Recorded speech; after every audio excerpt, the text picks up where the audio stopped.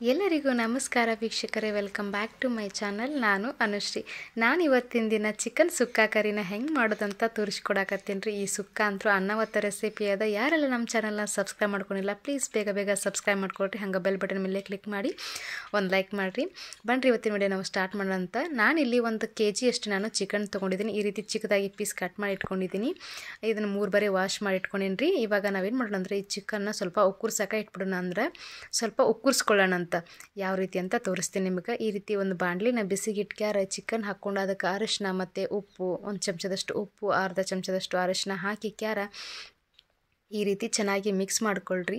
ಈ ರೀತಿ ಚೆನ್ನಾಗಿ ಮಿಕ್ಸ್ ಆಗ್ತಿದ್ದಂಗೆ 1-2 ಚಮಚದಷ್ಟು ನಾವು ಎಣ್ಣೆನ ಹಾಕೊಂಡಂತ ಈ ರೀತಿ ಚಿಕನ್ನ ನೀವು ಒಂದು 4ರಿಂದ 5 ನಿಮಿಷ ತನಕನೂ ಉಕ್ಕುರ್ಸ್ಕೊಳ್ರಿ. ಒಂದು ಲೋ ಫ್ಲೇಮ್ ಒಳಗೆ ಇಟ್ಕೊಂಡು ಕ್ಯಾರ ಈ ರೀತಿ ಉಕ್ಕುರ್ಸೋದ್ರಿಂದ ಚಿಕನ್ನು ರಬ್ಬರ್ ಥರ ಅಂದರೆ ಬೆಂಡ್ ಥರ ಅನ್ಸಂಗಿಲ್ಲ. ಹಾಗೆ ಚಿಕನಲ್ಲಿರ್ತಕ್ಕಂಥ ಸ್ಮೆಲ್ಲು ಅದೆಲ್ಲ ಹೋಗುತ್ತೆ, ಹಸಿ ಸ್ಮೆಲ್ಲು. ಈ ರೀತಿ ಅದು ಉಕ್ಕುರ್ಸಾಗಿ ಇಟ್ಕೊಳ್ಳಿ. ಈ ಕಡೆ ನಾವು ಮಸಾಲೆಗೆ ರೆಡಿ ಮಾಡ್ಕೊಳ್ಳೋಣಂತ್ರಿ.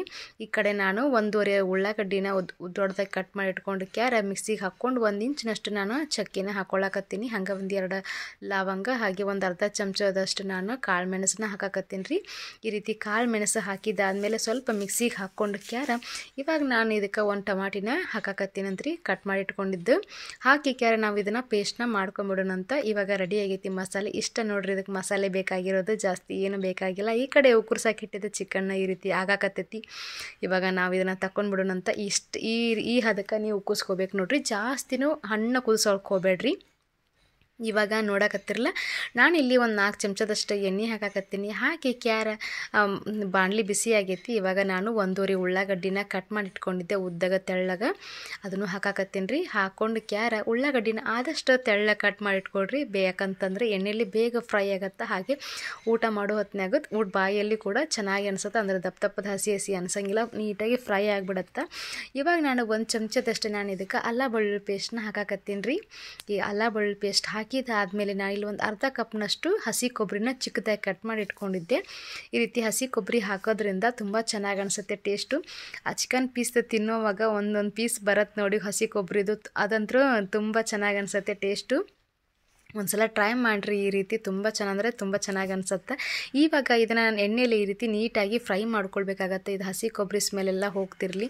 ಹಂಗೆ ನಾನಿಲ್ಲಿ ಒಂದು 10ರಿಂದ 12 ಗೋಡಂಬಿ ತೊಗೊಂಡಿದ್ದೆ, ಅದನ್ನು ಸ್ವಲ್ಪ ಕಟ್ ಮಾಡಿ ಇಟ್ಕೊಂಡು ಅದನ್ನು ಹಾಕಿ ಕ್ಯಾರ ಈ ಎಣ್ಣೆಯಲ್ಲೇ ಪೂರ್ತಿ ಫ್ರೈ ಆಗಲ್ರಿ. ಇದು ಈ ರೀತಿ ಚೆನ್ನಾಗಿ ಬಾಡಿಸ್ಕೊಳ್ರಿ. 1-2-3 ನಿಮಿಷ ನೀಟಾಗಿ ಫ್ರೈ ಆಗ್ತಿದ್ದಂಗೆ ನಾವೇನು ಮಸಾಲೆ ರೆಡಿ ಮಾಡಿ ಇಟ್ಕೊಂಡಿದ್ದೀವಿ ನೋಡಿರಿ, ಅದನ್ನು ಇದ್ರಾಗ ಹಾಕೊಂಡಂತ ಇದ್ರಾಗ ಹಾಕಿ ಕ್ಯಾರ ಇದು ಪೂರ್ತಿ ಹಸಿ ಸ್ಮೆಲ್ ಹೋಗೋ ತನಕನೂ ನೀವು ಫ್ರೈನ ಮಾಡ್ಕೊಳ್ರಿ.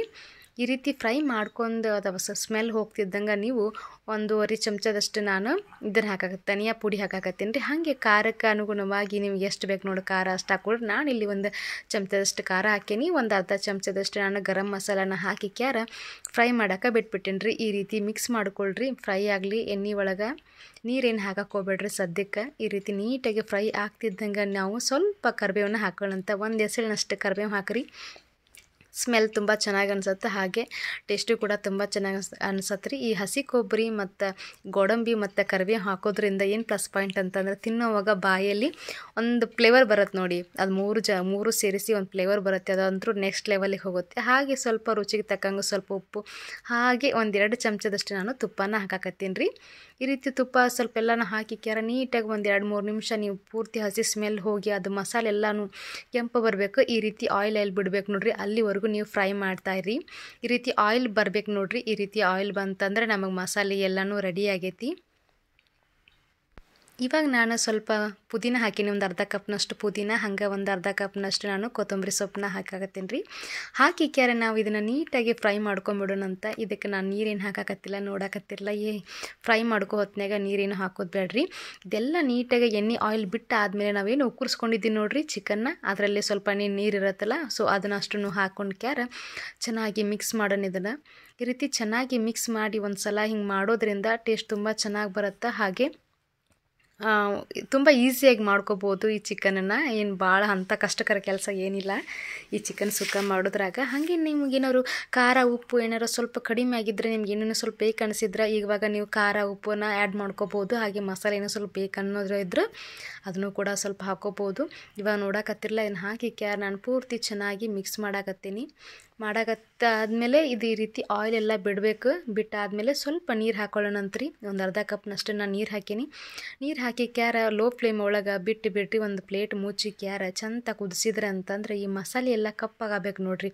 ಕಪ್ಪಗಂದ್ರೆ ಮತ್ತು ಹೊತ್ತಿ ಹೋಗೋಂಗಲ್ಲ, ಒಂದು ಸ್ವಲ್ಪ ಕಲರ್ ಚೇಂಜ್ ಆಗಬೇಕು, ಅಲ್ಲಿವರೆಗೂ ಕುದಿಸ್ಕೊಳ್ರಿ.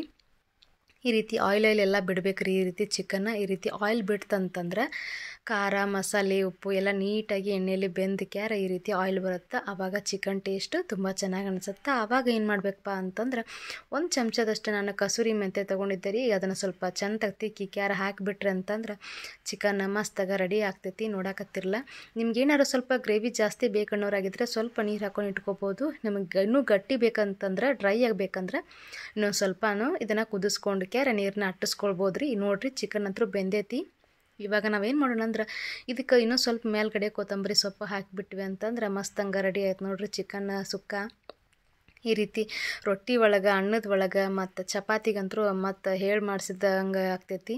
ನೋಡಿದ್ರಲ್ಲ, ಈ ರೀತಿ ಮಿಕ್ಸ್ ಹೊಡೆದ್ವಿ ಅಂತಾರೆ, ಕೊತ್ತಂಬರಿ ಹಾಕಿ ಈ ರೀತಿ ಚಂದ ಮಿಕ್ಸ್ ಹೊಡೆದ್ವಿ ಅಂತಂದ್ರೆ ಚಿಕನ್ ಸುಕ್ಕ ರೆಡಿ ಆಯ್ತು.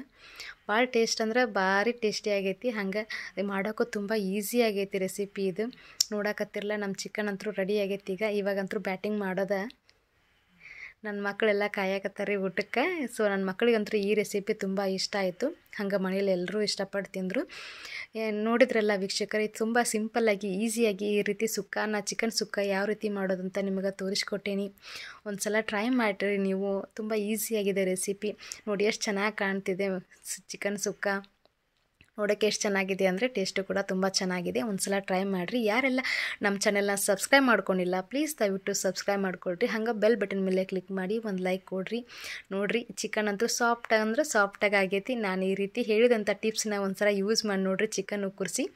ಮತ್ತು ನಾನು ಮುಂದೆ ನೋಡೋದೇ ಸಿಗ್ತೀನಂತ್ರಿ. ಅಲ್ಲಿವರೆಗೂ ನಮಸ್ಕಾರ.